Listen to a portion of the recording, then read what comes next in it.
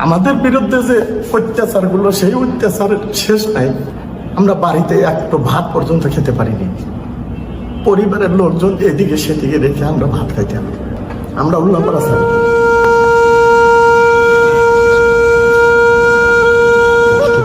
আমি মোহাম্মদ জাফর ইকবাল, আমার বাবার নাম মোহাম্মদ আব্দুল কুদ্দুস প্রামাণিক, গ্রাম চরসাতবাড়িয়া।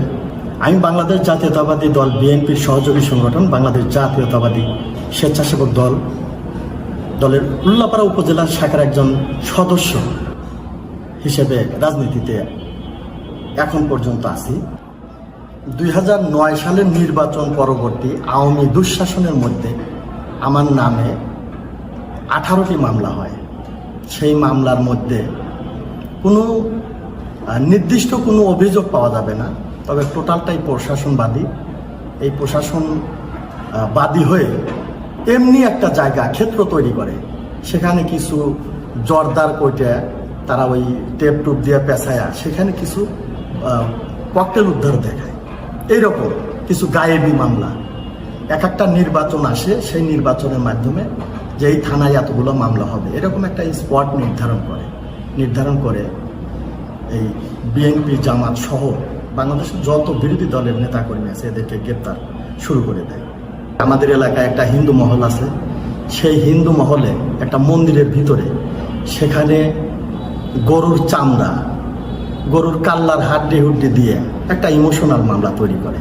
সংখ্যালঘু সম্প্রদায়ের উপরে ধর্মীয় অনুভূতিতে আঘাত।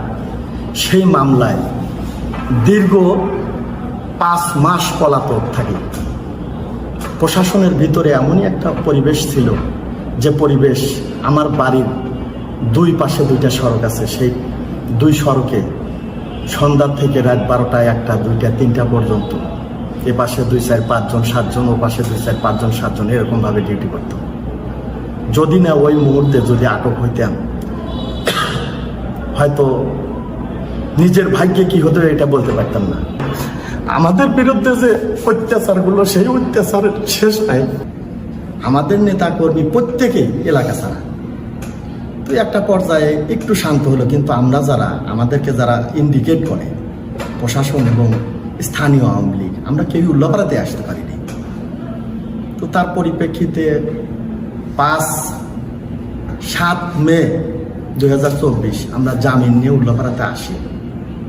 আসার পরেও খুব স্বচ্ছভাবে যে চলাফেরা করা এরকম নয়, ভয় ভীতি, কখন বা গ্রেপ্তার করে কোন মামলায় দিয়ে দেয়।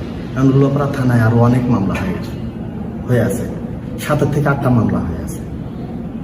তো এর মাঝে উপজেলা নির্বাচন হয়ে যায়।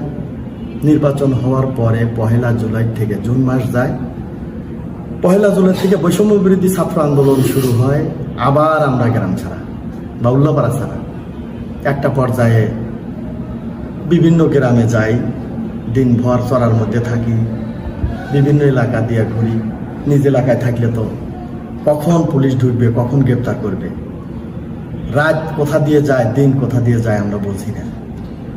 এরকম একটা পর্যায়ে কিছু নেতাকর্মী গ্রেপ্তার হওয়ার পরে আবারও আমরা এলাকা ছাড়া, উল্লাপাড়ায় নাই।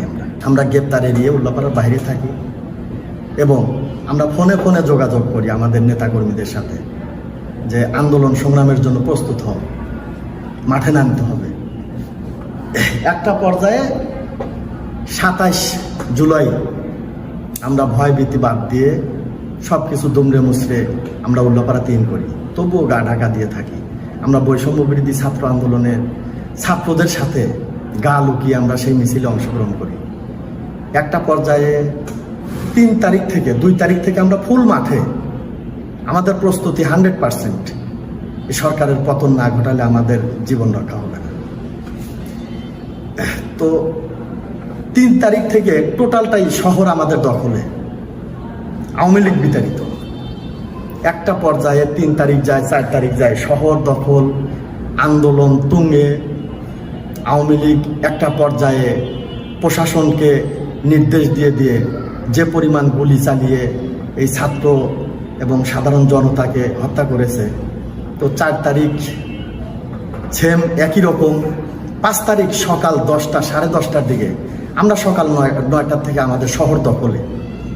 আন্দোলনের সবাই শরিক, আমরা যার যা আছে লাঠি সরকি নিয়ে। এরই মধ্যে আমরা 10টা সাড়ে 10টার মধ্যে একটা নিউজ পাই, আমাদের নিউজ আসে যে এই স্বৈরাচারী সরকার একটা মানে বৈঠকের জন্য সেনাপ্রধানের সাথে একটা প্রস্তাব দিছে এবং সেনাপ্রধান দুপুর 2টার সময় একটা ভাষণ দিবে, জাতির উদ্দেশ্যে ভাষণ দিবে। আমরা সেই কথা শুনি আমরা নিশ্চিত, আমরা অনেকেই আন্দোলন সংগ্রামে যারা থাকি এবং রাজনৈতিক অঙ্গনে যেসব নেতাকর্মী, আমরা প্রত্যেকেই 100% নিশ্চিত যে এই ভাষণই শেষ ভাষণ এবং এই সরকারের পরাজয় নিশ্চিত।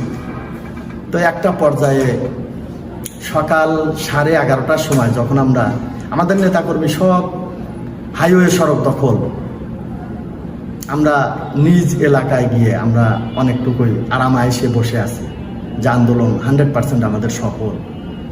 হঠাৎ করে একটা ফোন আসে, একটা এসআই ফোন দেয়, আমাকে ফোন দেয়, ভাই আপনি কোথায়? ভাই আমি তো আমার গ্রামের সড়ক অবস্থান করতেছি, ভাই আপনি একটু দ্রুত থানার গেটে আসেন। তো আমি দ্রুত যাই। তো থানার গেটে যাওয়ার পরে আমাকে বলতেছে, ভাই আপনি আছেন, আমি জানি যে আপনি আমাদের এই গেটে থাকলে পরে আমরা একটু সুরক্ষা পাবো। তখন নিজের কাছে নিজেকে একটু অনেক স্বাবলম্বী মনে হলো, যে মনে হয় যে আমরা স্বাধীন হলাম। এই বিগত 7 জানুয়ারি 2024 সালের নির্বাচনের পরবর্তীতে আমি আমার বাড়িতে ঘুমাইছি এই রেকর্ডিংয়ে। স্বৈরাচারের সহযোগী যে পুলিশ প্রশাসন আজকে আমাদের কাছে নিরাপত্তা চাচ্ছে। বাংলাদেশ জাতীয়তাবাদী দল যে আমাদের এই দলের প্রতিষ্ঠাতা শহীদ প্রেসিডেন্ট জিয়াউর রহমানের যে আদর্শ এবং বাংলাদেশের রাজনীতিতে জিয়াউর রহমান সাহেব যে পরিবর্তন দিয়ে গেছেন বহুদলীয় গণতন্ত্র। তো আমরা যারা জাতীয়তাবাদী দলের সাথে জড়িত, রাজনীতির সাথে জড়িত, আমরা প্রত্যেকটা মানুষকে সমানভাবে দেখতে চাই এবং আমাদের দল সেটাই ভাবে। এবং জনগণের ভোটাধিকার প্রয়োগ করে সেই জনগণের ভোটের মাধ্যমে এই দলটা এই দেশের মানুষকে এবং এই দেশকে সুরক্ষিত রাখতে চায়।